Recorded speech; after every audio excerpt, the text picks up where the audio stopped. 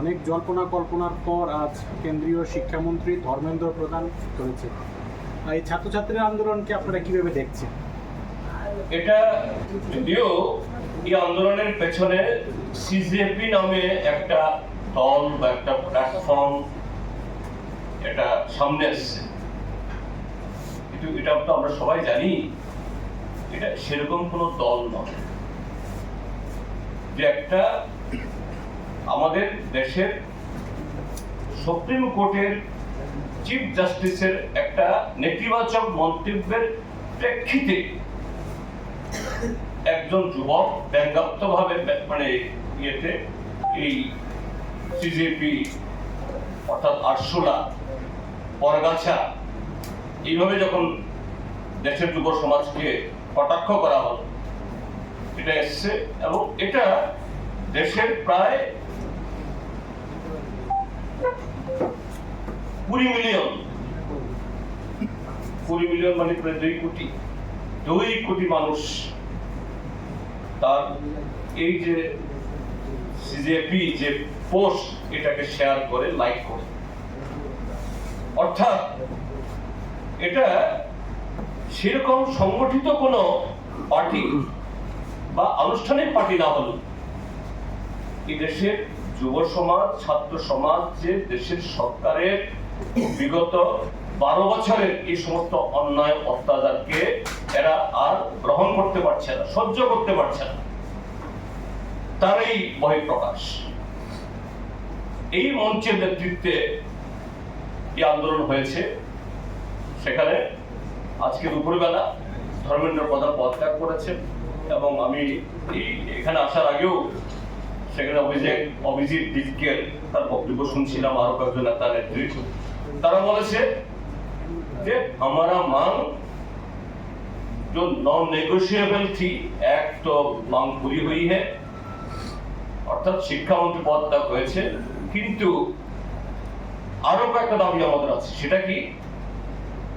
এই পেপার লিকের কারণে 24-25 জন ছাত্রছাত্রী সারা দেশে ব্যানিংকালে, আর সারা বছর ধরলে তো আরো গত 12 বছর কয়েক শত হবে, এটা বলেনি তারা, যে এই সাম্প্রতিক কালে যারা আত্মহত্যা করতে বাধ্য হয়েছেন প্রত্যেককেই 1 কোটি করে ক্ষতিপূরণ দিতে হবে।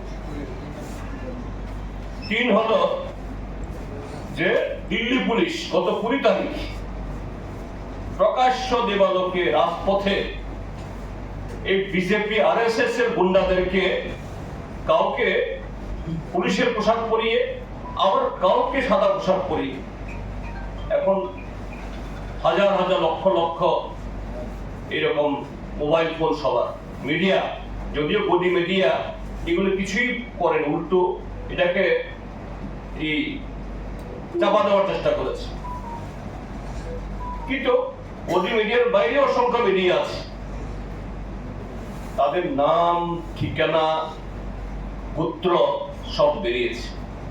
তো এই ঘটনায় সুপ্রিম কোর্টের যারা এই উকিল তারাও নেমে এসেছেন, গোটা দেশের মানুষ। আজকে সকালবেলা দেখছিলাম একটা ফেসবুকে যে বোম্বে থেকে আজকে সকালবেলায় এক দম্পতি দেখা গেছে, চেহারাটারে তো বেশ মনে হয়েছে একদম মানে সাধারণ মধ্যবিত্ত না, এরা এসছেন। সাংবাদিকরা জিজ্ঞেস করেছে আপনারা কেন এসছেন? বলছে আমার ছেলে থাকে লন্ডনে, লন্ডন থেকে ছেলে মা বাবাকে ফোন করেছে, তোমরা কি করছো? আমরা আছি বাড়িতে। বলছে তোমরা বাড়িতে বসে আছো, তোমরা দিল্লিতে কি হচ্ছে দেখছো না? যাও যন্তর মন্তরে, অথবা আমি কিন্তু চলে আসবো লন্ডন থেকে। মা বাবা এসছেন এবং মা বাবাকে বলেছে যে দুজন গিয়ে পুলিশের 2টা লাঠি বাড়ি খেয়ে আসো। অর্থাৎ কি ধরনের এক্সপ্রেশন!